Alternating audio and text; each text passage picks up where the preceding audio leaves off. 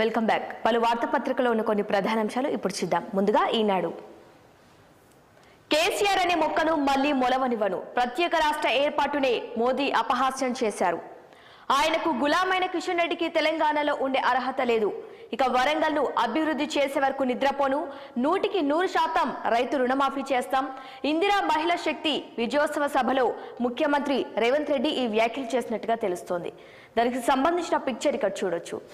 ఇక ర్యాంప్ పై నడుస్తూ ప్రజలతో కరచాలన చేస్తున్న సీఎం రేవంత్ రెడ్డి. ఇక చిత్రంలో తీన్మార్ మల్లన్న, భట్టి విక్రమార్క, కడియం కావ్య, సీతక్క, పొంగులేటి శ్రీనివాస్ రెడ్డి.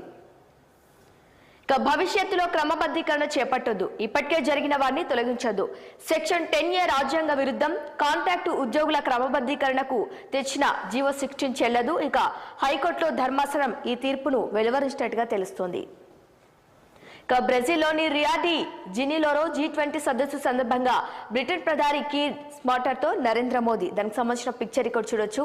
ఇక విజయ్ మాల్యా, నీరవ్ మోదీలను అప్పగించండి, బ్రిటన్ ప్రధానిని కోరిన మోదీ.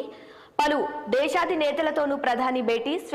స్వేచ్ఛ వాణిజ్యంపై మళ్లీ చర్చలకు ఇరువురు నేతలు నిర్ణయం తీసుకున్నట్టుగా తెలుస్తోంది. ఇక పోలింగ్ ముందు ఓటుకు నోటు రగడ అంటూ ఇక్కడ హెడ్లైన్ చూడొచ్చు. భాజపా నేత 5 కోట్లు పంచారన్న BVA. పాల్ఘర్ జిల్లాలో కలకలం, నేడు మహారాష్ట్ర, జార్ఖండ్లో అసెంబ్లీకి ఎన్నికలు. ఇక లాకర్ కోసేసి 15 కోట్లు బంగారం చోరీ, రాయపర్తి స్టేట్ బ్యాంక్ లో ఈ ఘటన చోటు చేసుకున్నట్టుగా తెలుస్తుంది. ఇక కిటికీ ధ్వంసం చేసి లోనికి వెళ్లారు దుండగులు. 497 మంది ఖాతాదారుల ఆభరణాలు అపహరించినట్టుగా తెలుస్తుంది.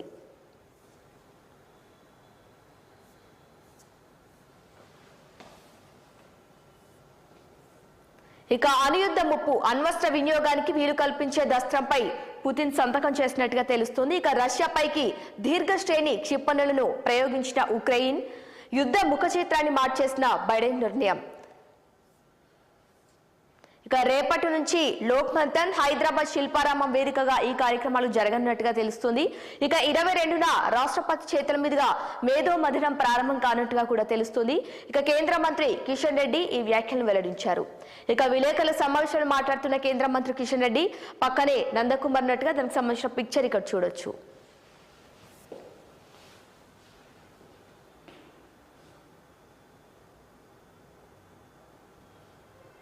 సాక్షిలో అభివృద్ధి పైన అబద్ధాలే, అసెంబ్లీలో సీఎం చంద్రబాబు ఆరోపణని అసత్యాలే, కూటమి సర్కార్ విడుదల చేసిన 2023-24 సామాజిక ఆర్థిక సర్వేనే నిదర్శనం అంటూ ఇక్కడ ఒక హెడ్లైన్ చూడొచ్చు. ఇక స్థిర ధరల ఆధారంగా వైఎస్ఆర్సీపీ హయాంలో పెరిగిన వృద్ధి రేటు. ఇక 2022-2023లో 5.81%, 2023-24లో ఏకంగా 7.35% వృద్ధి చెందినట్టుగా తెలుస్తోంది. ఇక 2 వీలర్ అమ్మకాల్లో భారత్ నెంబర్ 1 అంటూ ఇక్కడ ఒక హెడ్లైన్ చూడొచ్చు. ప్రపంచవ్యాప్తంగా 2023లో 6.58 కోట్ల ద్విచక్ర వాహనాలు అమ్మకాలు జరిగినట్టుగా తెలుస్తోంది. అందులో అత్యధికంగా 27% అంటే 1.8 కోట్లు మన దేశంలోనే జరిగినట్టుగా కూడా తెలుస్తుంది. ఇక 2022లో 1.59 కోట్ల ద్విచక్ర వాహనాల అమ్మకాలు జరిగాయి. ఇక 2023లో చైనాలో 1.66 కోట్లు, ఇండోనేషియాలో సుమారు 66 లక్షల అమ్మకాలు జరిగినట్టుగా తెలుస్తుంది. ఇక మళ్లీ FTA చర్చలు, మోదీ స్మార్ట్నర్ అంగీకారం, G20 సదస్సులో నేతల భేటీ. బ్రెజిల్లోని రియో డి జనీరో నగరంలో జరుగుతున్న G20 శిఖరాగ్ర సదస్సులో భాగంగా ప్రధాని మోదీతో బ్రిటన్ ప్రధాని కీర్ స్టార్మర్ భేటీ అయ్యారు. ఈ సందర్భంగా బ్రిటన్, భారత్ మధ్య స్వేచ్ఛాయుత వాణిజ్య ఒప్పందాలు చేసుకున్నట్టుగా తెలుస్తోంది. ఇక నీళ్లున్నా కన్నీరే, గ్రేటర్ రాయలసీమకు వెన్నుపోటు, కృష్ణా జలాలపై హక్కుల పరిరక్షణలో రాష్ట్ర ప్రభుత్వం విఫలమైనట్టుగా ఒక హెడ్లైన్ చూడొచ్చు. ఇక KWDT అవార్డు అమల్లో ఉన్నంత వరకు తాగునీటికి తొలి ప్రాధాన్యం, ఆపై సాగునీటి లభ్యత తక్కువగా ఉండే కేటాయింపులు. ఇక ఉన్న ప్రాజెక్టులను దమాషా పద్ధతిలో సరఫరా చేయనట్టుగా తెలుస్తోంది. అదనంగా ఉన్న నీటిని క్యారీ ఓవర్ కింద 150 TMCల నిల్వకు ప్రాధాన్యత ఇవ్వనున్నట్టుగా తెలుస్తుంది. ఈ మేరకు శ్రీశైలం సాగర్ నిర్వహణ కృష్ణా ట్రిబ్యునల్లో ప్రభుత్వం అఫిడవిట్. 2027లోగా పోలవరం పూర్తి, జనవరి నుంచి కొత్త డయాఫ్రమ్ వాల్ నిర్మాణం, 70,000 కోట్లతో గోదావరి, కృష్ణా, పెన్నా నదులు అనుసంధానం చేయనున్నట్టుగా తెలుస్తుంది. ఇక అసెంబ్లీలో సీఎం చంద్రబాబు ఈ వ్యాఖ్యలు చేశారు. ఇక చంద్రబాబు నిర్ణయాలే పోలవరానికి శాపం, తీవ్ర జాప్యానికి ప్రస్తుత పరిస్థితికి చంద్రబాబు బాధ్యుడు అంటే ఇక్కడ హెడ్లైన్ చూడొచ్చు. ప్రోటోకాల్ పాటించకుండా ప్రాజెక్టు పనులు చేశారు, బాబు తప్పిదం వల్లనే కాఫర్ డ్యాం ధ్వంసమైంది. అది అంతర్జాతీయ నిపుణుల మాట, వారి నివేదిక అంటూ మాజీ మంత్రి అంబటి రాంబాబు ధ్వజమెత్తినట్టుగా తెలుస్తోంది. ఇక వలసదారుల ఏరివేతకు ఎమర్జెన్సీ సైన్యాన్ని ఉపయోగిస్తామంటూ ట్రంప్ ఈ వ్యాఖ్యలు చేశారు. ఇక లక్షలాది మందిపై ప్రభావం చూపన్నట్టుగా తెలుస్తోంది. ఇక అమెరికా వెళ్లిన విద్యార్థులు 51% తెలుగు రాష్ట్రాల నుంచే. ఈ ఏడాది అమెరికా వెళ్లిన వారిలో భారతీయులదే ప్రథమ స్థానం అంటూ ఇక్కడ హెడ్లైన్ చూడొచ్చు. రోజు 2500 వీసాలు ప్రాసెస్ చేసేలా చర్యలు తీసుకుంటున్నాం. ఈ మేరకు సిబ్బందిని 3 రెట్లు పెంచుతున్నాం. 8000 మంది వరకు అమెరికన్ విద్యార్థులు భారత్లో ఉన్నారు. 2 దేశాల అనుసంధానాలు బలోపేతం చేయటమే లక్ష్యం. ఇక అమెరికా కాన్సులేట్ జనరల్ ఈ వ్యాఖ్యలు చేసినట్టుగా తెలుస్తోంది. ఇక పల్లె రోడ్లపై పన్నుల మోత, గ్రామీణ రహదారులపైన యూజర్ ఛార్జీలు అంటూ హెడ్లైన్ చూడొచ్చు. నిర్వహణ వ్యయం ప్రజల నుంచే వసూలు చేయనున్నట్టుగా తెలుస్తోంది. ప్రైవేటు ఏజెన్సీలకు నిర్వహణ బాధ్యతలు, ఉమ్మడి ఉభయ గోదావరి జిల్లాలో పైలట్ ప్రాజెక్టు అనంతరం రాష్ట్ర వ్యాప్తంగా ఇదే విధానం అమలు. ఇక శాసనసభలో చంద్రబాబు ఇది వెల్లడించినట్టుగా తెలుస్తోంది. ఇక ఆమోదం తెలిపిన కూటమి ఎమ్మెల్యేలు.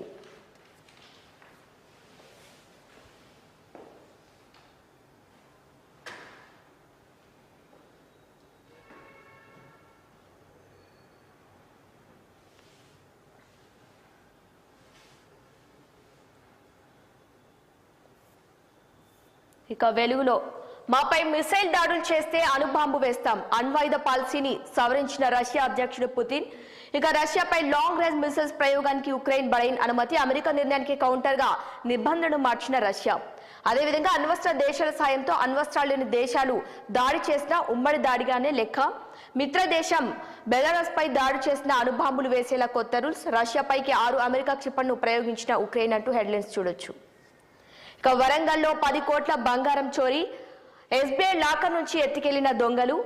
ఇక గ్యాస్ కటర్ తో కిటికీని కట్ చేసి లోపలికి ప్రవేశించినట్టుగా తెలుస్తోంది. ఇక అలారం సిస్టమ్ డ్యామేజ్ అయింది. ఇక సీసీటీవీ ఫుటేజ్ అపహరణ, విస్తృతంగా గాలిస్తున్న పోలీసులు త్వరలోనే పట్టుకుంటామని వెల్లడించినట్టుగా తెలుస్తుంది. ఇకపై కాంట్రాక్ట్ ఉద్యోగుల రెగ్యులరైజేషన్ చెల్లదు, గత సర్కార్ ఇచ్చిన జీవో రాజ్యాంగ విరుద్ధం అంటూ హెడ్లైన్ చూడొచ్చు. జీవో 16 కొట్టేస్తూ హైకోర్టు కీలక తీర్పు తీసుకుంది. ఇప్పటికే రెగ్యులరైజ్ అయిన వాళ్ళకి నో ప్రాబ్లం, భవిష్యత్తులో రిక్రూట్మెంట్స్ అన్ని చట్ట ప్రకారమే ఉండాలని ఆర్డర్ వేసినట్టుగా తెలుస్తోంది. ఇక GSAT-20 ప్రయోగం సక్సెస్, స్పేస్ ఎక్స్ రాకెట్ ద్వారా అంతరిక్షానికి ఇస్రో శాటిలైట్, మారుమూల ప్రాంతాల్లో ఇంటర్నెట్ సేవలకు వినియోగం. ఢిల్లీలో కృత్రిమ వర్షం, కాలుష్య సమస్యలకు అదే పరిష్కారం అంటూ ఢిల్లీ మంత్రి గోపాల్ రాయ్ తెలిపారు. అనుమతి కోరుతున్న కేంద్రం పట్టించుకోవటం లేదని ఫైర్ అయినట్టుగా కూడా తెలుస్తోంది. ఇక 3 లేఖలు రాశాం, ఇప్పటికైనా పర్మిషన్ ఇవ్వాలని వినతి పత్రం అందించినట్టుగా తెలుస్తోంది. ఇక మహారాష్ట్రలో ఇవాళే పోలింగ్, 288 సీట్లలో 4000 మందికి పైగా పోటీ చేస్తున్నట్టుగా తెలుస్తుంది. రాష్ట్రంలో 9.70 మంది ఓటర్లు. ఇక జార్ఖండ్ లో సెకండ్ ఫేజ్ కింద 38 సీట్లకు పోలింగ్ జరగనున్నట్టుగా తెలుస్తోంది. ఏర్పాట్లు పూర్తి చేసిన ఎన్నికల కమిషన్ పోలింగ్ పూర్తయ్యాక ఎగ్జిట్ పోల్స్ వెల్లడి. ఇక ఎన్నికల రాష్ట్రంలో 1000 కోట్లు సీజ్ చేసినట్టుగా కూడా తెలుస్తోంది. ఇక ఎక్కడికక్కడ ఈవీ ఛార్జింగ్, మాల్స్, పెట్రోల్ బంకులు, మార్కెట్లు, స్టేడియంలు, హైవేల పక్కన స్టేషన్ల ఏర్పాటుకు రవాణా శాఖ ప్రతిపాదన తీసుకున్నట్టుగా తెలుస్తోంది. ఇక రెడ్కోకు సిఫార్సు చేసే యోచన, పీపీపీ పద్ధతిలో భూసేకరణ, ప్రభుత్వ ప్రైవేట్ రంగ సంస్థల జాగాల్లో ఏర్పాటుపైన దృష్టి సారించనున్నట్టుగా తెలుస్తోంది.